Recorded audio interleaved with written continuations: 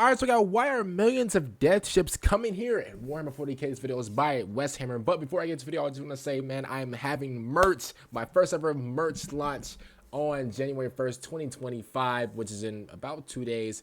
Hopefully, you guys, will enjoy it. And let's get to it. Let's go. Okay, I'll admit it. We're 21 days into October so far, and I've only produced a single scary 40K lore video. And that's an absolute tragedy. It needs to be corrected immediately. But they can't just all be grimdark story hours. True. We need to dive into some grimdark mysteries as well. And what more creepy and obscure mystery could there be than the Processional of the Damned? Something that I'm going to go out on a limb and assume that the vast majority of the 40K community has never heard of, as it was only ever spoken of in the now defunct Rogue Trader RPG system. Now, you guys know I am a Warhammer new booty, as they say. So if I haven't heard about this, I mean, he basically said that most people haven't really heard about it. So I guess we're all in the same boat, you know? And when you first read about it, this thing seems pretty cut and dry. Okay. A massive graveyard of ships that lures in adventurers with promises of riches untold and lost archaeotech, and then subsequently drives all of them into madness. At first glance, Wait, is this when they put like the people in like the rooms or like the cells or whatever, and then they basically like, do they torture them or something like that? Oh, I think I'm talking about the Cycrus. My bad, y'all. it doesn't seem that out of place for Warhammer 40K. My bad. But when you start to dive a little bit deeper and really begin to examine what's going on here, Okay. the creep factor gets kicked up into an entirely different level. Now, for example, this massive graveyard of a million ships from across space and time is not the remnants of some great ancient battle. Well, in fact, it seems as if something is calling them all here. A voice in the darkness that beckons the rotten and decayed wrecks of ships and the damned souls of their crew to travel hundreds of thousands of light years to join in a parade of rot. And it's Bro, are they like going to like Hawaii or something? Like, bro, what's making hundreds of thousands of people hop on this ship? And bro, what type of ship is this, bro? This must be like the Titanic 3.0 or something like that. not just ships. Whatever evil presence lurks here is so powerful that it's been able to call upon the carcasses of dead planets as well. But what exactly is the Processional of the Damned? Who discovered it, and what purpose does it serve? Good What are some of the questions. theories that exist for what is really going on with this thing? And what's with those creepy, ghostly astronauts that drift about in the shadows of dead vessels? Well, today we're going to be getting to the bottom of that and a whole lot more. But before we dive headfirst into the Grimdark, a quick shout out to this video's sponsor. Oh, pay the bills. Today's video is brought to you by Into the AM. Oh, we paying the Makers of bills. Some of the best graphic tees that you can get on the internet. And And like I said before, I don't know if I oh yeah, I did say in the intro, yeah, but I'm having merch for the first time, yeah, I'm kind of like scared, but at the same time excited because like it's something new, and I don't know, it's just, it's weird, but it's like a good weird though, yeah. But I'm starting merch for the first time ever in my channel's history, man. If you guys want to, if you guys can. If you guys go check out the merch, man, and see what you like, and yeah, but it's coming out January 1st, 2025, which is in 2 days, which is on Wednesday, basically.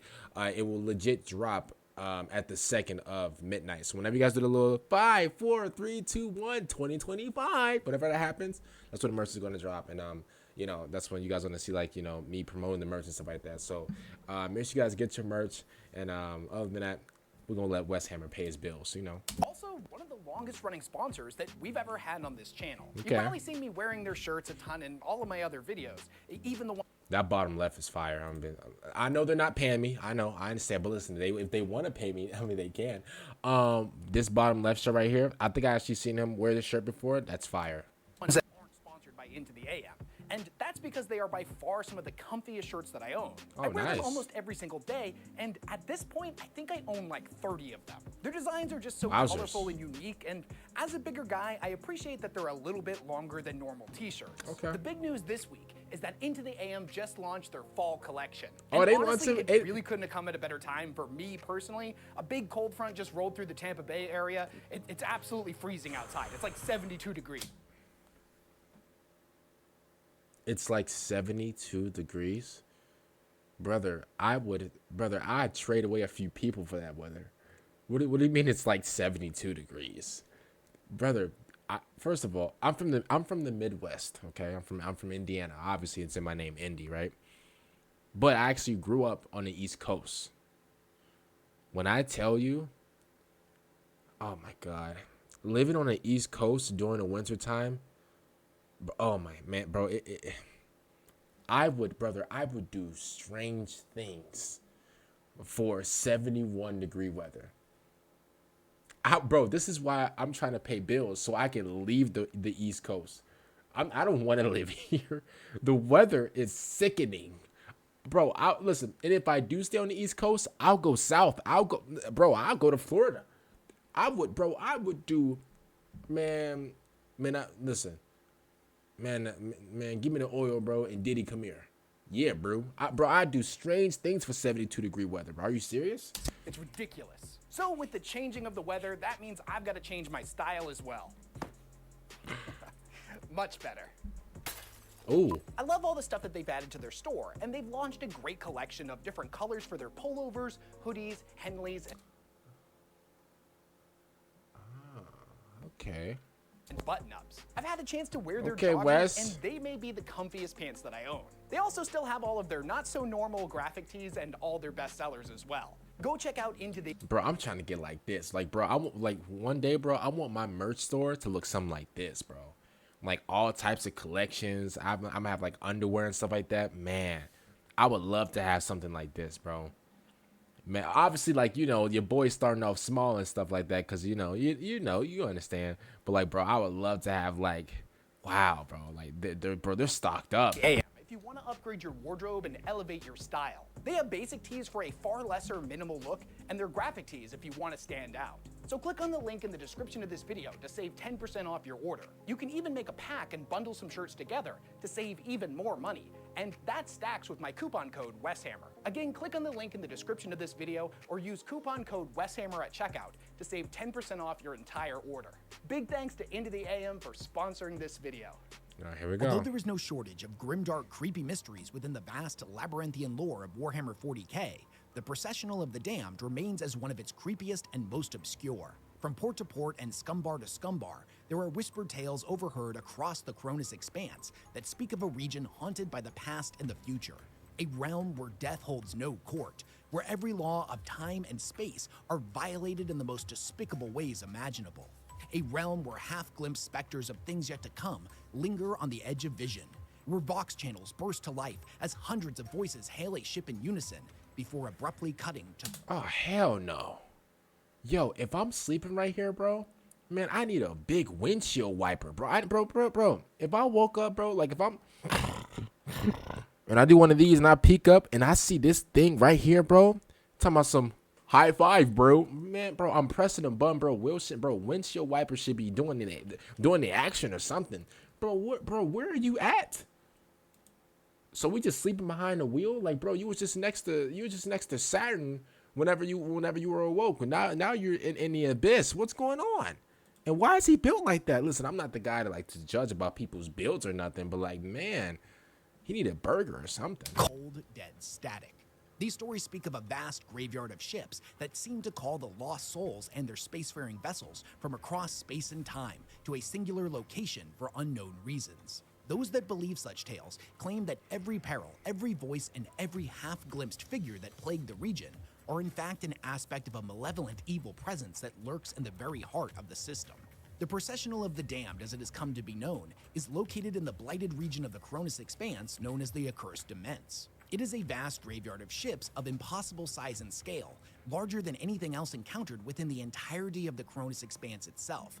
It is comprised of a million moldering dead ships from across space and time that spread out across countless millions of kilometers, all of which orbiting a massive black star that writhes and flickers with tendrils of dark matter. Yo, I don't know if you guys know this, right? But here's what I learned. I think I learned this probably like a month ago. Yo, you know, like with the ships and stuff like that, like the ships that West Hammer's talking about, bro. Do you know, yo, that there's like people who gotta like refuel like the ships and stuff, bro? Basically, their life is done. I'm not even lying to you, bro. When they refuel like look, I'm about to put you guys on game, right, bro? When they refuel like the ships and stuff like that, bro, they got like oh, bro, I forgot what type of fuel they're using. I mean, it's definitely not 93 premium. Bro, these guys, bro, they're putting in like straight nuke hot sauce into these, bro. Like that's the fuel that they're using, right? Bro, when I tell you, bro, it's not like, oh, can I get 20 on pump 9? No, bro. It's can I get nuke sauce on death? Because bro, the guy that's like carrying like the nuke gasoline or whatever, man, bro, turns out, man, that's their last trip of ever of all time. Bro, the nuke like stuff, like the chemicals and stuff like that, that's in the gas. Bro, that stuff is so toxic, bro, that like it like I don't want to get like demonetized, but like, bro, it does something to like the person's skin, and bro, the person basically is dead. Like, bro, like the fumes and like it's just toxicity, bro. Like I think it's like nuclear or something. I'm gonna be completely. I think it's like a job or something like that. But bro, like it's treacherous. Like that's like the bro. There is no payout. There's nothing. I'm gonna be honest with you. That's kind of messed up because listen, if there's a job, I expect to get paid from it. Even though I got like, listen, you know, I understand people's like different pay periods are different. Like, you know, if you're like a content creator or YouTuber or whatever, you usually gotta wait like at least like a month, you know, for your check to come in, bro. Man, for some people they get paid what every 2 weeks or whatever. Man, these guys right here, man, they get paid in air, in breath, man, bro. And it turns out as they're carrying like the little things to connect to this, bro, they got like a bunch of painkillers and stuff like that running through their veins, so like they won't they won't feel the pain until like they get like obliterated whenever they put the gasoline pipe into the thing. Oh man, it's treacherous. It's absolute treacherous, man. Bro, when I tell you I learned that, man, nah. Nah, bro. I never did that job. I don't, bro, man, you couldn't even force me to do that job, bro. I don't care, bro. It is comprised of a million moldering dead ships from across space and time that spread out across countless millions of kilometers, all of which orbiting a massive black star that writhes and flickers with tendrils of dark matter. A star not of any natural origin, and one that is believed to have some innate connection to the warp. As some of the vessels caught within the dark star's gravitational field seem to be so ancient that there exist no intact records of their patterns. The craziest thing of all is that the vast majority of these ships are not those of would-be explorers that ended up venturing too deep into this cursed realm, attempting to make a name for themselves. As strange as it sounds, what really appears to be going on here is that whenever a ship is critically wounded and its crew slain anywhere in the galaxy, something calls out to them. A voice that none but the ship's machine spirit and the lost souls of those slain aboard can hear, that guides them to their final resting place. A carrion call that beckons the vessel to join its fetid kin in a grim entropic parade. But it gets even crazier than that, as the Processional of the Damned doesn't exist as just a vast sea of space hulks. Whatever is beckoning all of those wrecks together is so powerful that there are even dead worlds, moons, and planetoids that have answered its call, their massive rotund carcasses jostling for position amongst their smaller siblings. How, when, and why the Processional of the Damned came to be is a mystery that is yet to be solved by mankind. If there ever existed a living creature that knew exactly what was going on here, they've either gone into hiding, or more likely, their entire species was confined to the halls of extinction long ago. Bro, what you think this? You think this is like the mystery of the Loch Ness monster, bro? Who's doing this? I'm gonna be honest with you, bro. If I'm on this ship, bro, and all I hear is jump off the ship, bro, I can't lie to you, bro. Listen, I would do anything I can, bro, to not hear that again. I'm gonna be honest with you, bro. And I didn't even know that Warhammer even had like scary type of like vibe. Obviously, like, you know, Warhammer is the franchise of doom, depression, sadness. What else? Evil. What else is Warhammer? Basically any negative word you can think of, that's Warhammer. But I didn't even know that Warhammer had like a scary vibe, so I didn't even notice. I don't know if it's just the music. I don't know if it's West Hammer, you know, providing like the fire commentary. But like, bro, like I didn't even know Warhammer had like any like ghost stories and stuff like that. Like this is rebonkulous. Despite the dangers, the exploring and looting of space hulks can be an incredibly lucrative, if risky, profession.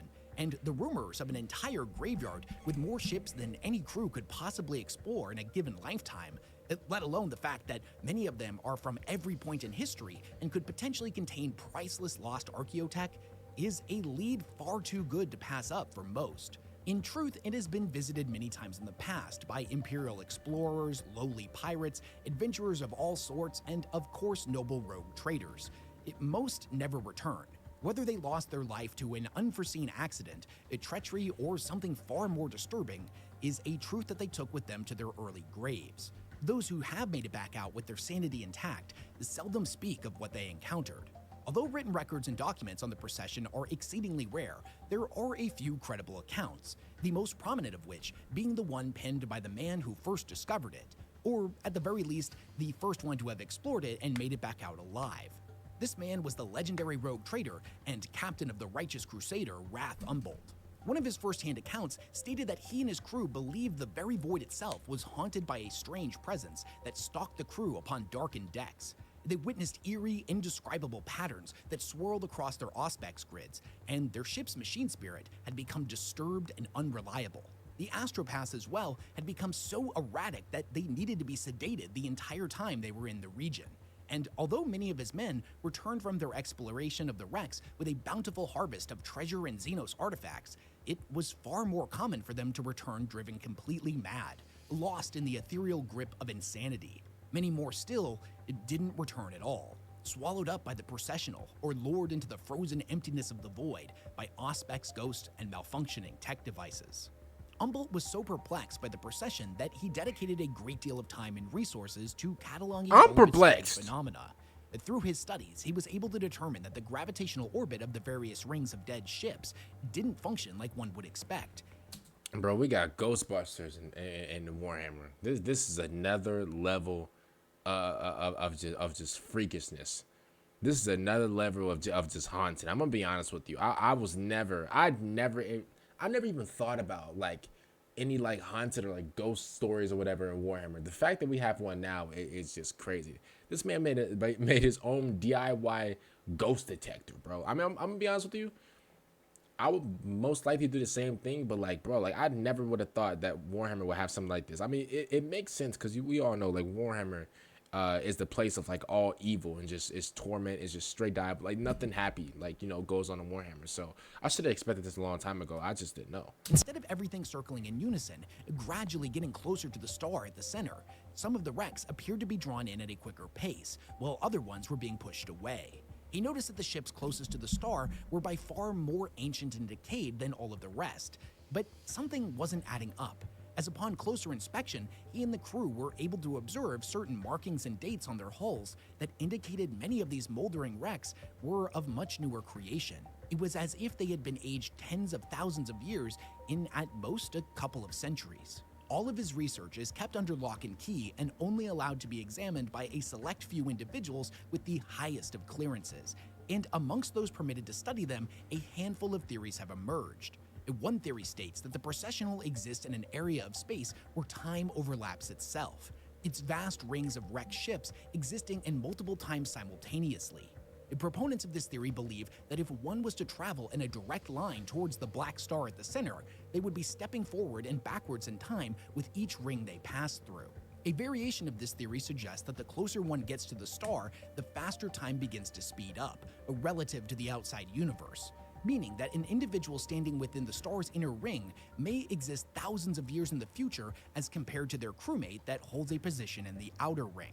There are others still that believe that the black star that all of these ships are. I always wondered, because like the thing is, right, and maybe I'm no scientist or whatever, but like I always wondered about like, and this is like based off of real life in Warhammer, so listen, if I say something dumb, please don't kill me, just inform me, just like try to just bear in mind I'm not the smartest guy in the world. I'm not Einstein. I mean, even though I think I am, I'm not.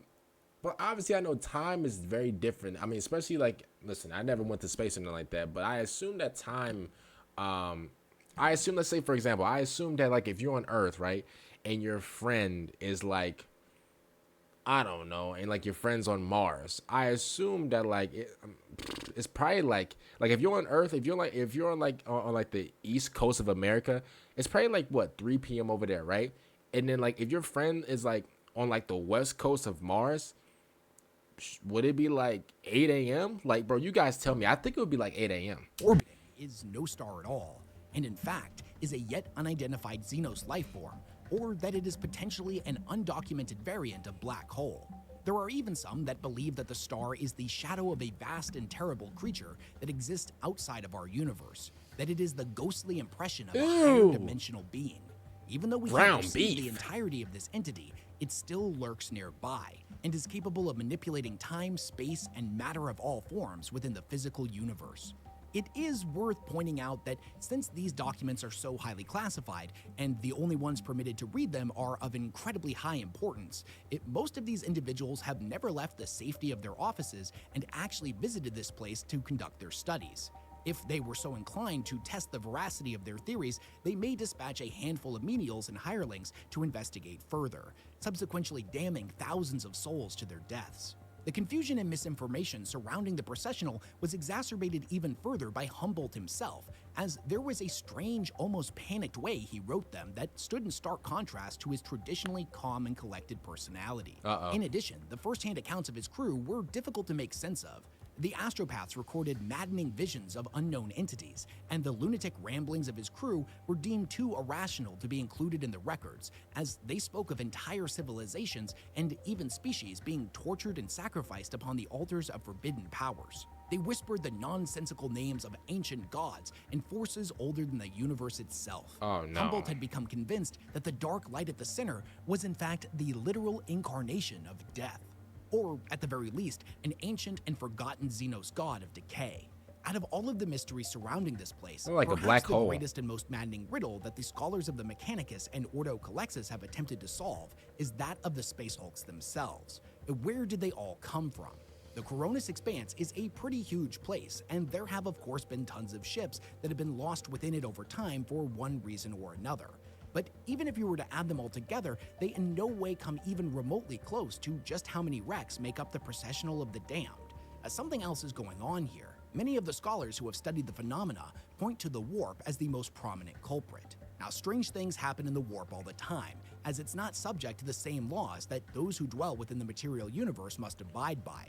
A ship lost while traversing the Sea of Souls could well end up on the other side of the galaxy if they were to even veer ever so slightly off course. I mean, well, that makes sense. But like, bro, like, because I did hear that, like, bro, going through the warp is like, I mean, bro, you're like going through hell itself. And like, you get like, bro, if you go through there, like, you cannot stop. There is no stopping in the warp. There's no, oh, snap, let's take a bathroom break. Like, bro, there is no like, oh, our ship, like, you know, we got like our check engine light going on. We need to call AARP. It's like something's happening. No, there is no. There is none of that. If you stop in a warp, it's GG's, it's Jehovah, it's done, finito, whatever you want to call it. Any synonyms for over, it's over. Okay, there's no ifs, ands, or buts. Okay, but you know, besides my butt. Other than that, pause. But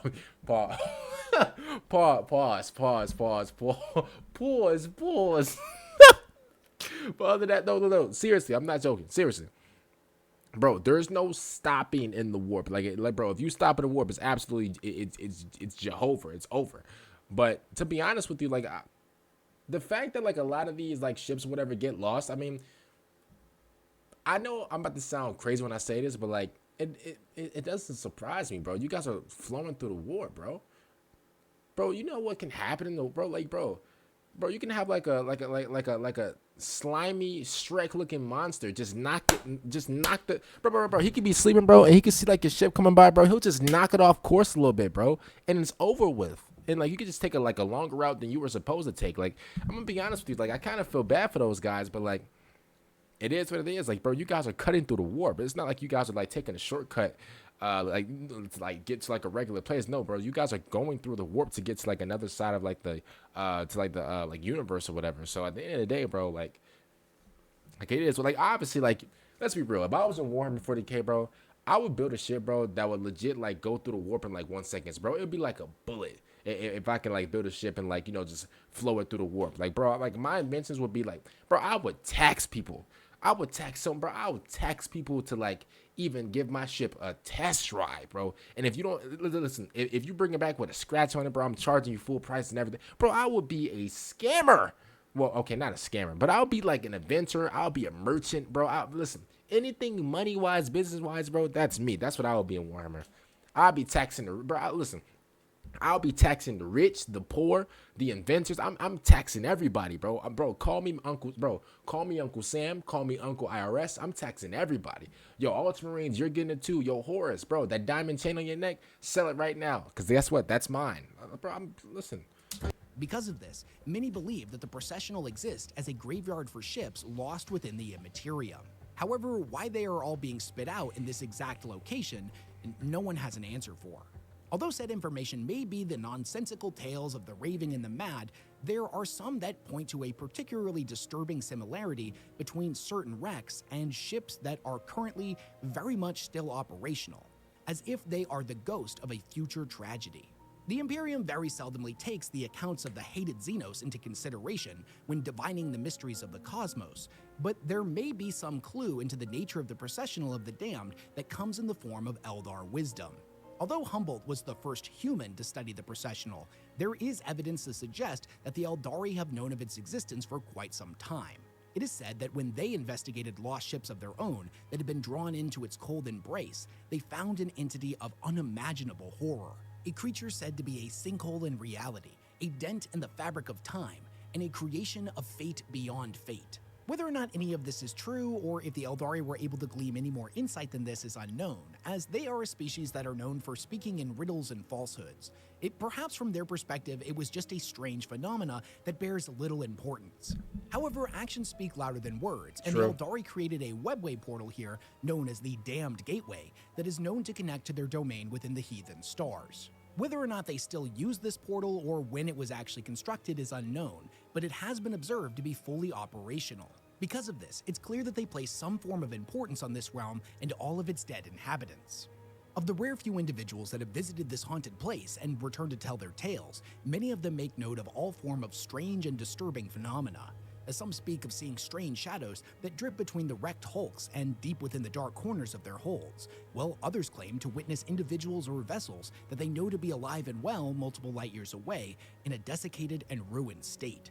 There are tales of voices whispering over the Vox, beckoning the crews of rogue trader ships to join them in the void. Many of these individuals... Nope. Hey, everybody bow their heads down, bro. We need a prayer, bro. Hey, if listen. If I hear voices, if any of the men hear voices, bro, let's bow our heads down, bro, and let's pray to the goat above, bro. Let's pray to the goat above. Listen, we need somebody in here. We need we need the Holy Spirit to come and cleanse this entire ship. No lie, bro. If we start hearing voices talking about some, join me in the void. Yeah, I'm gonna be honest with you. We need the Holy Spirit. Bro, we need the Holy Spirit ASAP, bro. ASAP, bro. Yep. Individuals being old friends or family members known to be long dead. It is as if every single aspect of this region is designed to wear upon the sanity of all those who visit. Most perplexing of all is that there are actually two documented species known to live here, the Hollow Men and humanoid creatures known as Wrath's Carrion. The Carrion are believed to be the descendants of the crewmen and women that had originally been part of Humboldt Wrath's crew and have somehow survived for generations by scavenging the wrecks. Although these individuals are described in the reports as humans, there is something seemingly off about them, as if they are ghostly specters out of sync with time and space. What little contact has occurred over the Vox channels between Yo, Wes Hammer, why'd you change that music, yo? Yo. Wes Hammer, why'd you change that music? I can't lie to you. That music change sent a little chill down my spine. That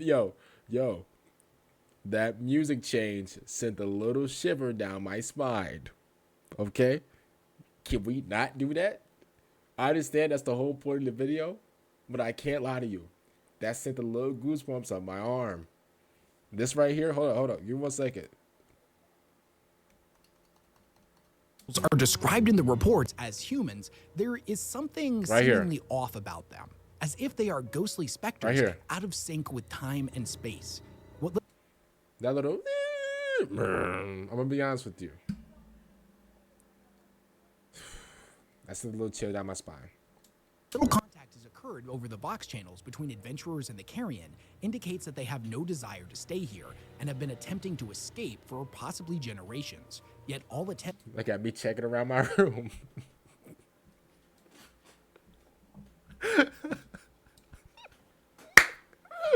Man, hey, you ever get scared and like your brain start playing tricks on you? You start to hear noises you never heard before.